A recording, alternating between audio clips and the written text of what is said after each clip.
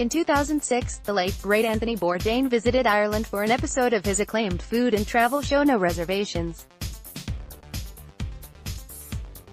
At the conclusion of a week touring previously treacherous Belfast streets, sampling Dublin's finest artisan cuisine and knocking back creamy pints of Guinness, Bourdain was struck by the newfound modernity and confidence he experienced within a country reveling in economic prosperity commonly referred to as the Celtic Tiger.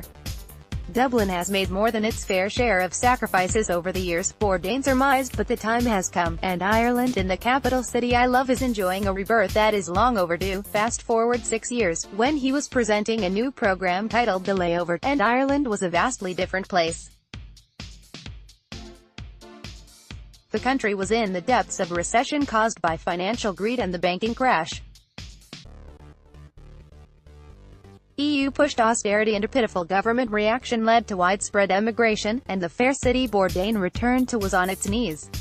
Throughout the 43 minutes of television, a palpable fear is etched on the faces of Dublin restaurant owners, many of whom weren't sure how much longer they could sustain a business in such a climate. Bourdain finishes his brief stopover munching on a batter burger in the Roma chip shop, a fitting metaphor for two contrasting trips. Shelbourne Football Club's recent history closely mirrors the pre- and post-Celtic Tiger country Bourdain witnessed firsthand. In the mid-noughties, the League of Ireland club achieved unprecedented success, but gross mismanagement and incompetence brought them back to earth with a thud. For a period, though, the peaks were pretty high. Shells were the dominant force in Irish football at the turn of the century, and that stretch almost culminated in what would have been their crowning glory, reaching the Champions League in 2004.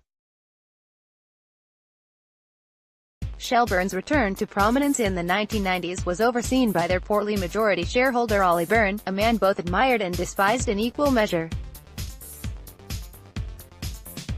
A gig promoter who managed Phil Lynnett's first band Skid Row, Byrne was a huge Shells supporter and revived their fortunes when gaining a majority stake in the Drumcondra-based club. He also courted controversy regularly. Byrne's list of transgressions included slapping a referee during a league match, running a teenage disco at the club's ground without a license, illegally receiving stolen cigarettes, wrongly accusing Shamrock Rovers fans of orchestrating trouble in a 2005 Cup game, brawling with their manager Roddy Collins and goading St. Patrick's Athletic supporters, for which he was charged with public order offences. On the pitch, they were led by Dermot Keely, a maths and English teacher who was considered a grizzled veteran of the Irish coaching scene almost a decade before he even retired. Shelbourne were the first champions of the new millennium and also won their first ever league and cup double in the process.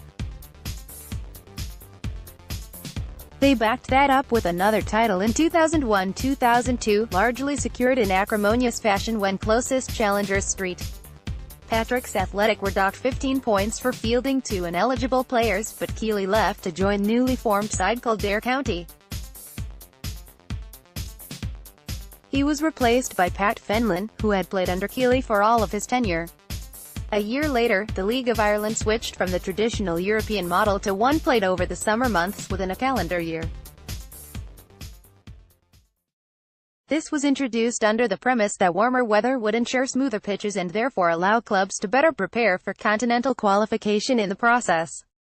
In his first full year in the dugout after hanging up his boots, Fenlon steered Shells to yet another title.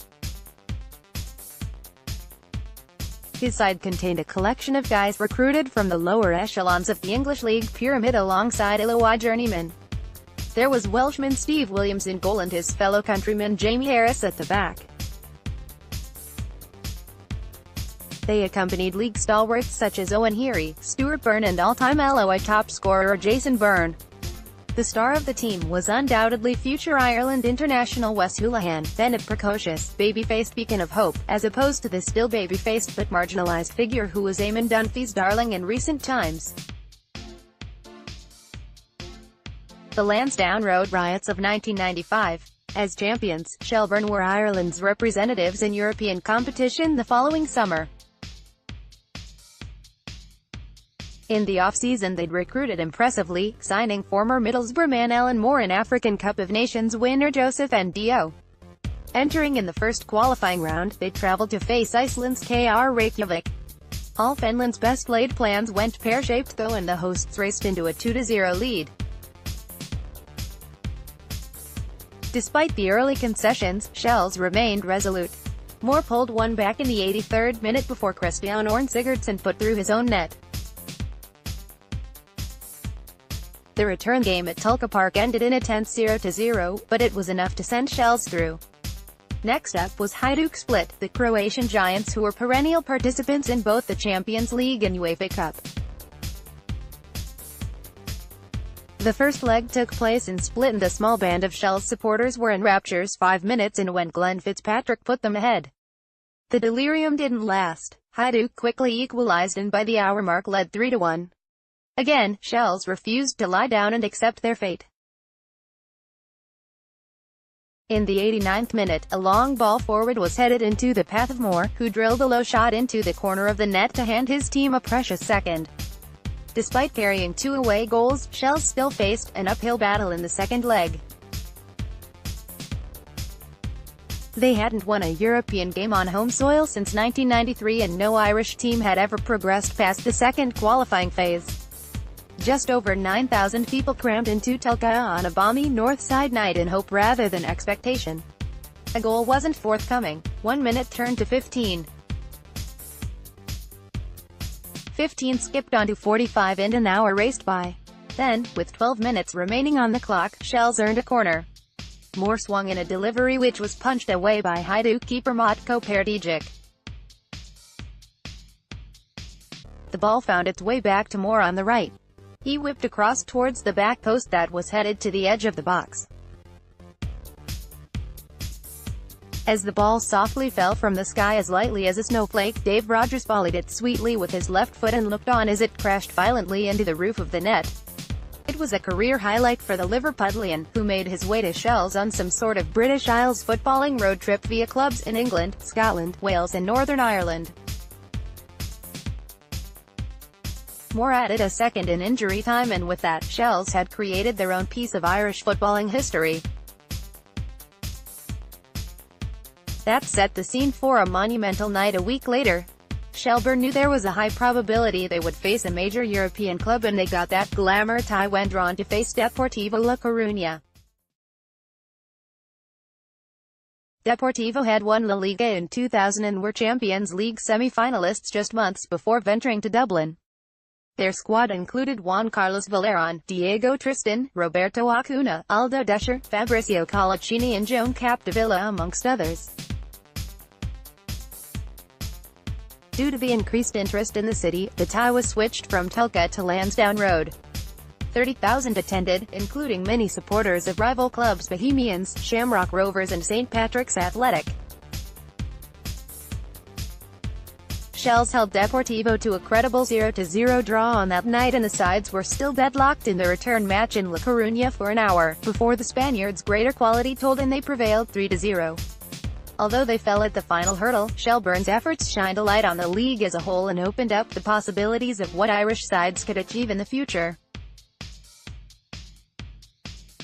They captured the attention of the public and earned a €1 million windfall in the process. Positioned to build upon that run, supporters and players alike were ready to usher in a new era for domestic football. Alas, it didn't sustain. Much like the Celtic Tiger, Shelbourne's fall from grace was rapid. They won the league title in 2006 on a dramatic final day, but shortly after news emerged of ongoing financial problems. Fenlon resigned as manager and many of the players joined rival clubs as the club were demoted to the second tier. In early 2007, Bourdain suffered a brain hemorrhage and passed away later that year. Anything he did, it wasn't for him, it wasn't to line his pocket. It was for the benefit of the club, so you stayed in with him because of that. Shelbourne's current chairman Joe Casey recalled. Was it worth the ride? I don't know, I'm not sure. Some would argue that it wasn't.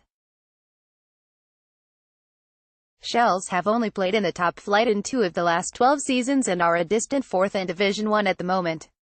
Last year, the club announced that they were abdicating ownership of Tulka Park and would move to a redeveloped Dallymount Park in a ground-sharing agreement with rivals Bohemians, a decision that dismayed supporters.